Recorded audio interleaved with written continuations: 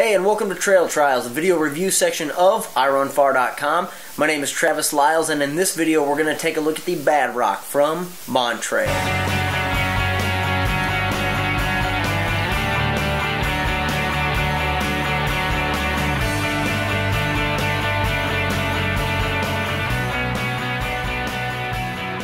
The Badrock from Montrail weighs in at 11.4 ounces in a men's size 9.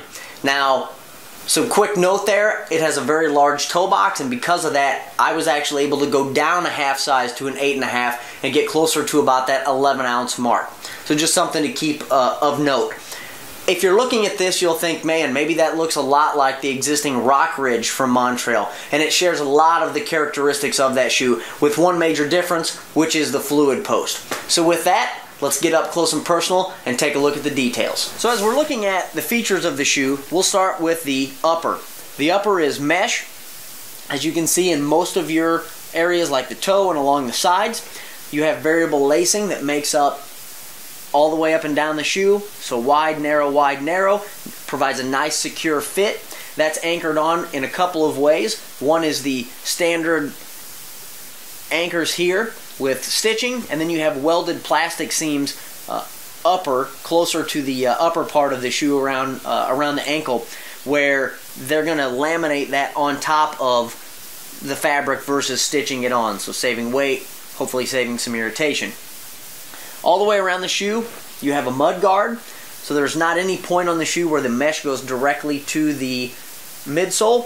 High point of that, of course, is that mud and those sort of things are a little less likely to get in. You also add some durability in some of your flex spots, which you can see right there. Downside is going to be that you go through a water crossing or something like that, and it's going to have to go up a little bit higher to drain out of the shoe, though I did find this shoe to drain relatively well for the type of shoe that it is. So being able to provide durability and such, that's generally a trade-off. I found this shoe drains pretty well because these spots where there are mesh, it's relatively thin and that water can escape easily. As we move on to the tongue is about a mid-weight, so it's not thick, it's not thin, provides enough protection to keep those laces from digging into your foot. And then on the heel side of things, you have a heel counter in here. It's plastic, it goes all the way around. You can see that that doesn't collapse. So you have a lot going on here from this shoe from sitting on your foot. Very large toe box, but a narrower heel, meaning that this shoe sort of fits like a triangle. So you got a lot of room for your toes to wiggle, but you still have enough security that this is going to lock down relatively tight. As we move to the midsole, what you'll notice is this is very similar to the Montrail Rock Ridge. So the Rock Ridge would be the neutral version of this shoe. And as you move around the midsole, you'll notice single density until you get to here. And this is what's known as the fluid post.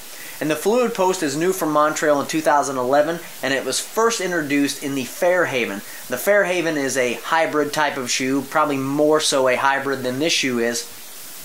And the idea of the fluid post is versus traditional posting, where it is you have one density of foam here, and then you have a larger, heavier density piece of foam here to make up for that pronation, so if you're landing in, it pushes out. Montrail uses multiple densities, and you can see that from these colors that are in here. So you have like this light orange and this red and even some gray. So it's a graduated density, so that similar to like a Nike lunar foam uses this same principle, and the idea is that if you land on it hard enough, it's going to bounce you back, but if you don't, it's not something that's going to interfere with your stride. And that's the fluid post. So the idea is to add more safety to that so that you're not pushing that heel out and causing a sprained ankle that could happen on rough terrain with a post. However, providing some of that pronation control if you're someone that's needs it. Another interesting feature I found is that this shoe has a crash pad on the outside that breaks down, or I guess collapses relatively easy, and you can see that right here. And I found this to be really, at first when I walked in it and ran in it, I didn't like it. But as I got on some more technical terrain, lots of rocks and sharp rocks and bombing downhills, what I found nice about this was instead of being firm, this collapses down so that if I do happen to land on the outside of my foot, it doesn't necessarily take me over, this collapses down, and I can kind of feel that, and it feels like it adapts really nice to the ground. As we move to the bottom of the shoe, this is the same exact tread pattern as what's found on the existing Rock Ridge.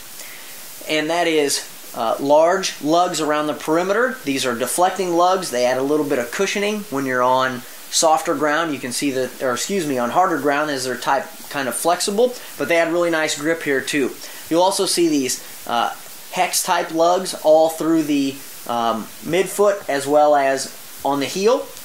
These are multi-directional, so the idea is that if you're lateral or medial, when you're pushing off of something, going around a corner, these are going to provide different types of traction based off of direction.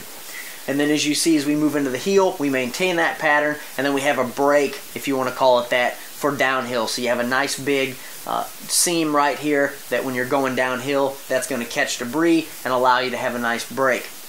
And then lastly, that we'll point out, there is a midfoot only rock plate, so it does not extend the entire length of the shoe. The thing I found nice about that, about this shoe, is that there's enough cushion there that you really don't notice it, and as long as you're not a heel striker that's hitting continuous heel, this isn't a big deal, and even if you are, there's plenty of cushion, and the lug pattern themselves are enough to push away most of the major rocks that you would step on. And then overall, looking at this shoe, it looks kind of big, and that was the first thing I noticed when I took it out of the box. But what I found once I put my foot in it is you do sit down inside of this midsole. So your heel sits here, your foot sits about here, so it's a lot lower to the ground than it looks like. It provides some nice perimeter. So that's the up-close look of the Badrock. In closing, the Badrock from Montrail features a lot of great options for both road and trail.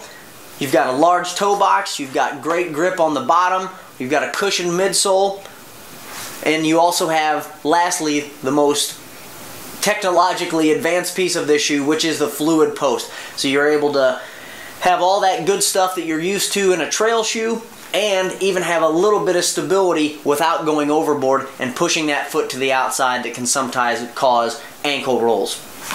So, feel free to check this out on Montrail.com. Thanks for watching, and we'll catch you next time.